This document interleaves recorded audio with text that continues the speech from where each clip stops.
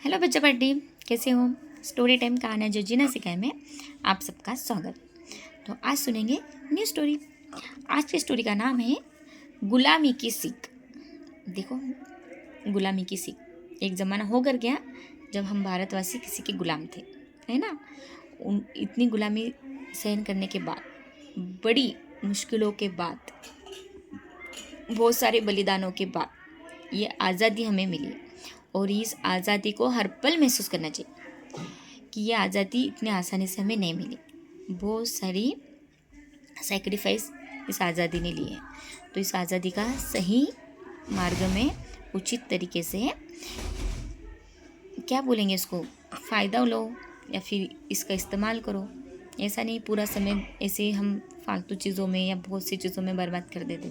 तो अपने जीवन का एक लक्ष्य निर्धारित करके अच्छे मार्ग पे चलो, है ना। जीवन को सफल बनाओ, किसी के कल्याण के लिए बनाओ, तो वो जीवन कल्याणकारी होता है। तो ठीक है, अभी देखो एक समय जो था वो बता दिया। तो गुलामी की सीख अभी देखो इसमें क्या बताया। दास प्रथा के दिनों में एक मालिक के पास अनेकों गुलाम हुआ करते थे।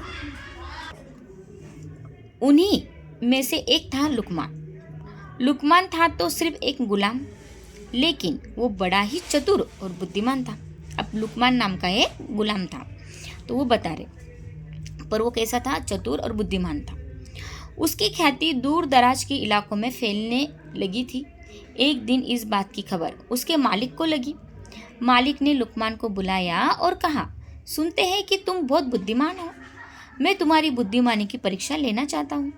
अगर तुम इम्तिहान में पास हो गए तो तुम्हें गुलामी से छुट्टी दे दी जाएंगी।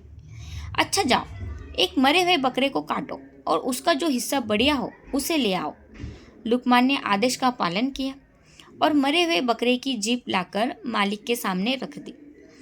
कारण पूछने पर कि जीभ ही क्यों लाया, लुकमान ने कहा, अगर शरीर में जीभ अच्छी हो तो सब कुछ अच्छा ही अच्छा है।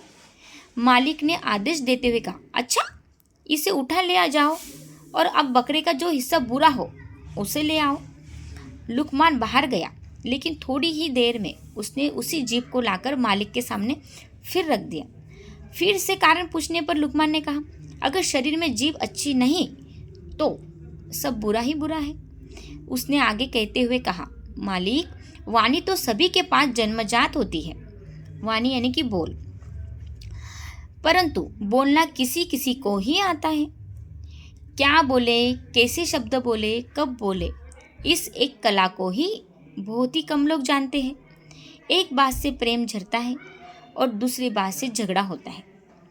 कड़वी बातों ने संसार में न जाने कितने झगड़े पैदा किए हैं।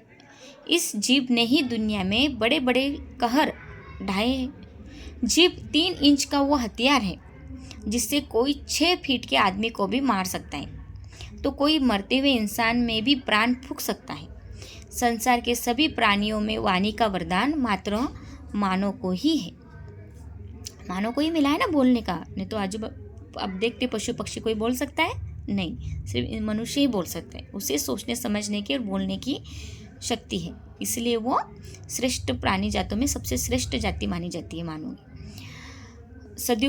वो देखो अभी तो उसके सदुपयोग से स्वर्ग पृथ्वी पर उतर सकता है और दुरुपयोग से स्वर्ग भी नरक में परिणत हो सकता है।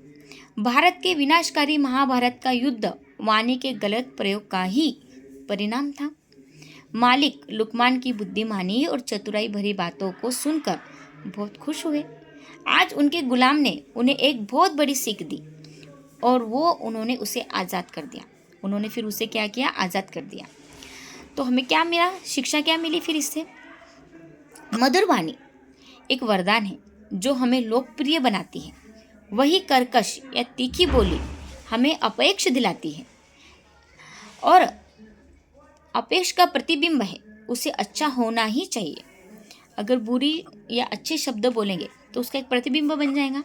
अगर कोई इंसान बहुत अच्छी बातें करता है, समझदारी से करता है, आपके दुख सुख को समझता है, एक आपको कुछ मोटिवेशन देता है, जब हताश हो, निराश हो, आपके मन में ऊर्जा भर देता है, तो उस इंसान के वो शब्द और वो छवि, उसका वो चेहरा आपको हमेशा याद आएगा, है ना। तो वो प्रतिबिंब बन गया।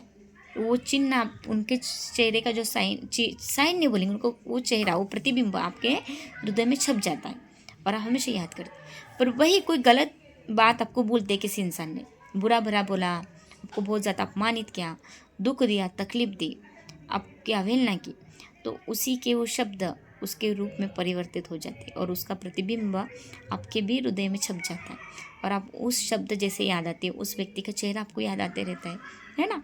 तो ऐसा होता है।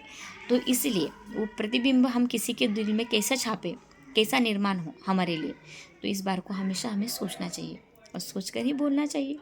जहाँ बोलना है वहाँ ज़रूर बोले, जहाँ चुप रहना है वहाँ ज़रूर चुप रहे, पर जो भी बोले सोच समझ कर बोले, क्योंकि आपका भूत, वर्तमान और भविष्य आपके बोल के ऊपर डिपेंड होता है। इसलिए उन्होंने महाभारत का उदाहरण दिया स्टोरी में कि अगर द्रौपदी ने उन कौरवों को ना अंधे बोला होता तो ना महाभारत हुई होती, है ना। तो हमारे बोल हमारे फ्यूचर पे, हमारे वर्तमान पे बहुत अफेक्ट करते हैं। तो बोलना कैसे है और कब, कहाँ, कितना और कैसा बोलना है, उसके ऊपर तो आजकल डिग्री भी मिल जाएगी आपको, है ना। उस पर भी स्पेशलाइजेशन कर सकते हो। पर बोलना ज़रूरी है, ऐसा नहीं कि नहीं बोलना, कि कुछ ठीक है बोलने से ही प्रॉब्लम क्रिएट होती है तो हम बोले ही ना, पर नहीं, बोलो जो आता है बोलो, पर सही व्यक्ति के पास बोलो, सही इंसान के पास बोलो जो आपको समझ सकता है। नहीं तो आप किसी के पास अपना दिल खोलोगे, बता दोगे सब, आपको क्या पता क्या सोचना है, क्या बोलना है। बच्चे तो बच्चे होते हैं ना, ऐसा नहीं, बोलो जो दिल में आता है वो बोलो, पर सही इंसान, अपने मम्मी पापा के पास सब बोलो, वो आपको समझाएंगे। दादा दादी के पास, नाना नानी के पास बैठ के बोलो, वो समझाएंगे, उन्होंने दुनिया देखी हुई। अगर वो इतने समझदार है तो वो समझते हैं और वो आपको बताएंगे, समझाएंगे कि नहीं ऐसा नहीं, आपके गलत फहमी को दूर करेंगे, आपके सोच को परिवर्तन करने का कार्य करेंगे। तो बोलना ज़रूरी ही है, ऐसा नहीं कि नहीं बोलो। पर हाँ, जब बड़े बात कर रहे हैं तो आप बीच में नहीं बोल सकते। कोई बात का आपको जवाब नहीं आता है तब आप चुप बैठो, मत उसमें पढ़ो, है ना। उस बात को खींचो भी मत, कोई कड़ू शब्द मत बोलो। किसी को दुख हो, तकलीफ हो, या फिर किसी को कुछ नहीं आता है तो आप उसका उपहास उड़ा के, मजाक उड़ा के भी उसकी अवहेलना मत करो। अगर कोई व्यक्ति आपके सामने दूसरा अशिक्षित है, कमज़ोर है, या वो चीज़ में वो इतना एक्टिव नहीं है, तो उसके सामने आपको विद्वान बनने की ज़रूरत नहीं, उसके सामने उसके जैसा ही बन जाओ और उसके जैसे ही बन के ऐसा करते ऐसा करते ऐसा समझ के, ऐसा समझो कि हम खुद को समझा रहे, तो उसे ऐसा लगेगा कि जैसे इसको भी कुछ इतना समझ में नहीं आता। पर जब उसकी बुद्धि इतनी समझने के काबिल बन जाएंगी तो समझ जाएगा कि मुझसे ज़्यादा बहुत समझदार है और विद्वान है। तो वो आपको बताएगा नहीं, पर वो आपकी सराहना हमेशा करेगा अपने दिल में। और जब इतना समझदार बन जाएगा तो वो आपके प्रतिबिंब को हमेशा अपने दिल में रखेगा और कहीं आपके बात को उदाहरण देके समझाएगा कि एक ऐसा व्यक्ति मेरे जीवन में था जो मुझे इस तरीके से समझाता था। तो ये चीज़ें हमको समझना ज़रूरी है, पहले नहीं होता इतनी चीज़ें। आजकल हम फटाक से बोल देते हैं, अरे आपको नहीं आता, आपको नहीं पता। अरे ज़रूरी नहीं कि हर कुछ पता होना ज़रूरी है ना। बहुत चीज़ें हैं, हर सबको पता करने की क्या ज़रूरत है। जितना लगता है उतना पता करते जाओ, सीखते जाओ, जितना ज़रूरी है ना। ज़रूरी नहीं कुछ बातें उलट अच्छी है ना, आपको पता है तो किसी को भी अपमानित नज़र से अवहेलना करके ऐसा नहीं बोलना चाहिए, ठीक है।